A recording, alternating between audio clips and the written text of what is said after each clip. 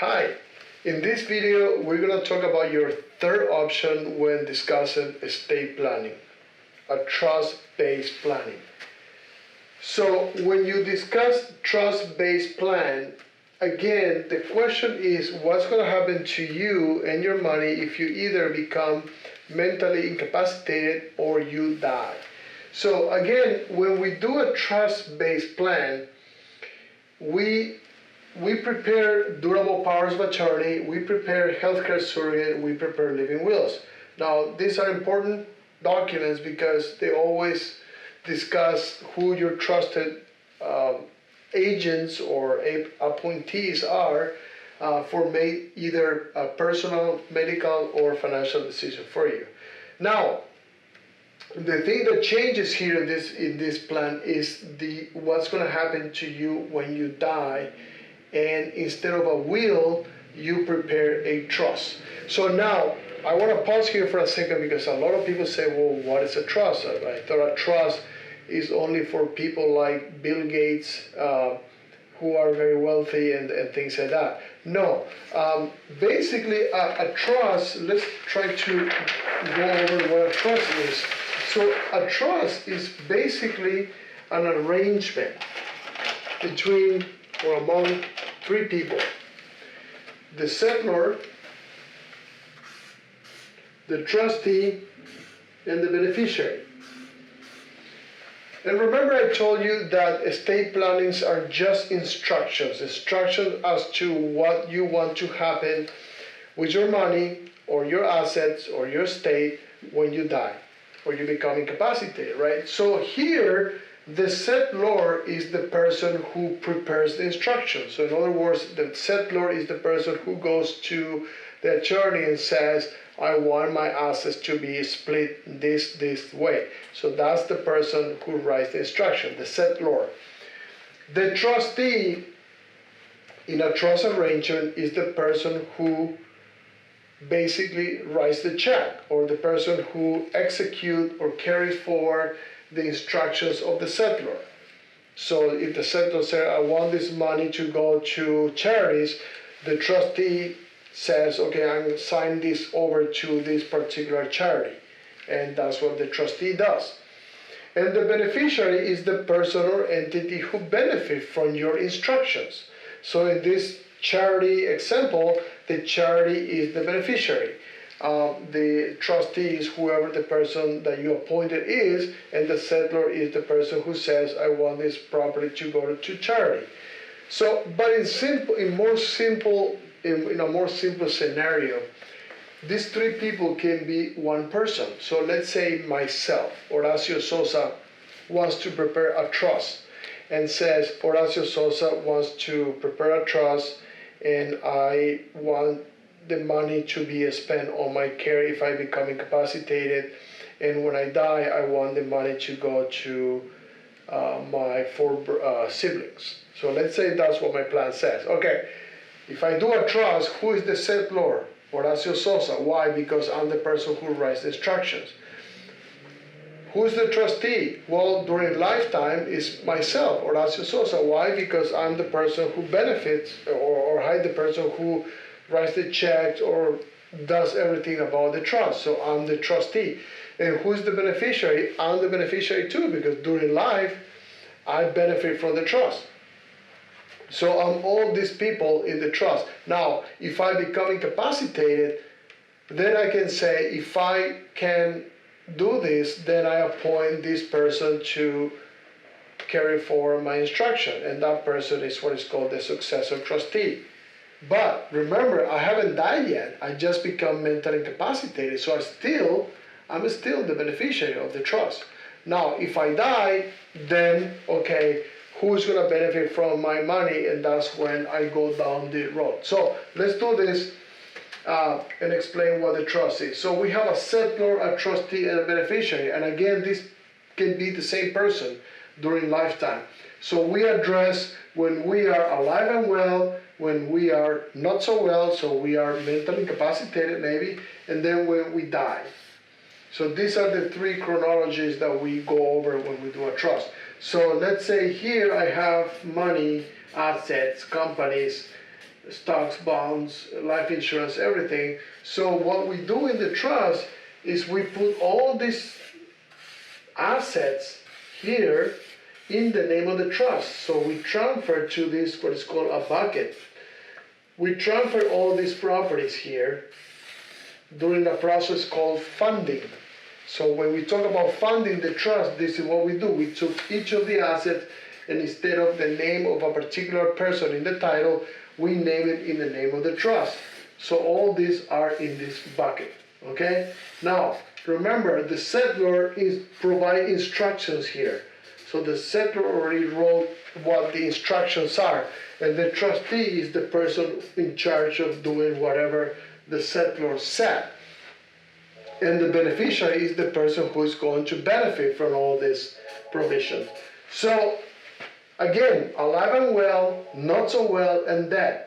So the money is, all the properties are in the name of the trust, and everyone knows what's going to happen because everything is in writing.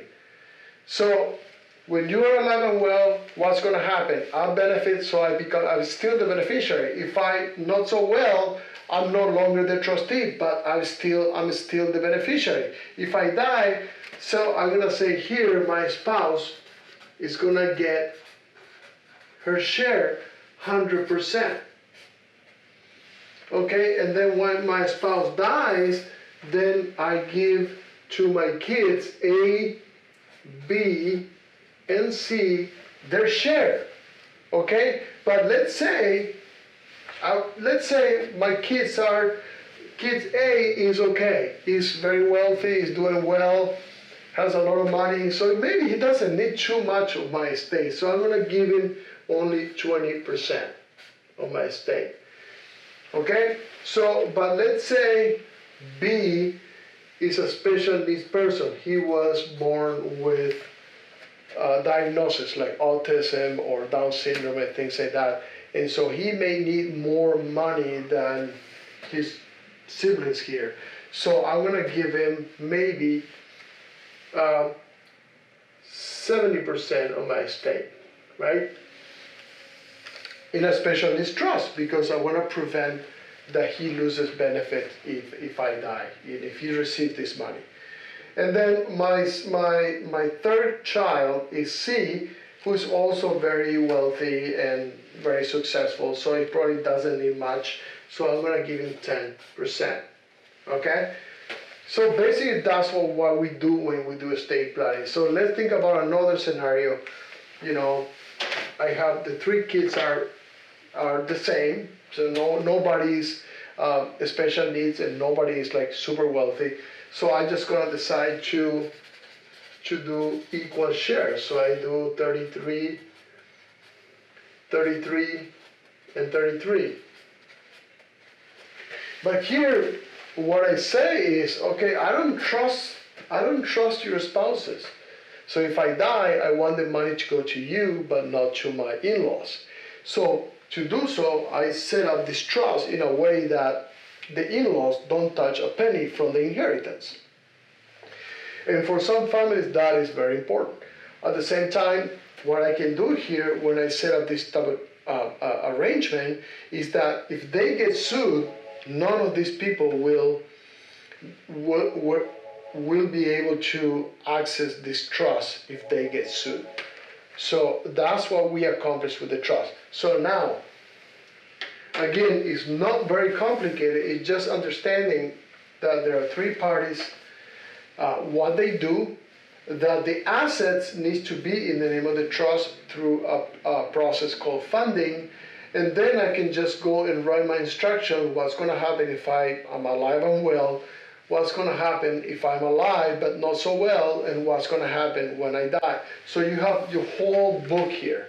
So because you have to do this process of funding, and because there is more work in the trust that when you do the will, trusts are usually more expensive than wills. However, that price consideration, you need to think about in these terms. So you want to spend more money now, and then so the distribution is later without probate, because with a trust you may avoid probate, provided that you've done everything here what I just told you. You may avoid probate, so you avoid that 5 to 7% cost. And everything is done privately, so you don't have to go through probate, you don't have a judge and attorneys and all that kind of stuff. So everything can be done a little bit more privately. And of course, that's going to cost you more money because there's more work at the beginning. So think about or expect to be charged anywhere from $3,500 to, I don't know, it depends on how much money you have and whether you are wealthy or not, or whether you require tax planning or asset protection planning or Medicaid planning. So that's when things can go a little bit more expensive. But basically, when you think about trust, expect anywhere from $3,500 to, I don't know, depends on your situation is. But that's kind of what your price consideration should be, whether you want to spend now or you want to spend the money later. Because you spend the money now, you at least know how much you're going to spend, and then later you have no probate, no court intervention, nothing. Everything is distributed according to what the trust says. There is going to be a little bit of cost, but not so much as for a probate.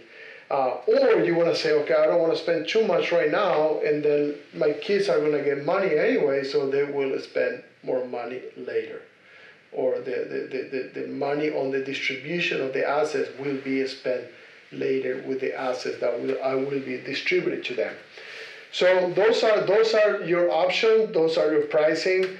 It's never going to be zero, never ever. Even if you say, let's say you are married, and at first death, you're not going to spend any money, but you're going to spend money on the second death. And again, incapacity can happen to anyone at any age. You can have an accident. Think of Michael Schumacher, who got injured skiing in Europe, or Gustavo Cerati, who got a cardiovascular disease. Any person can have anything, and you can become incapacitated. So think about when you want to spend the money. The most important thing is you have to have your instructions set in these documents, either a will or a trust or a power of attorney, healthcare surrogate, and you need to understand, how much it's going to cost to do nothing. That's very important too. So that's what I have to say about your options in terms of estate planning and the cost associated with it. Thank you very much.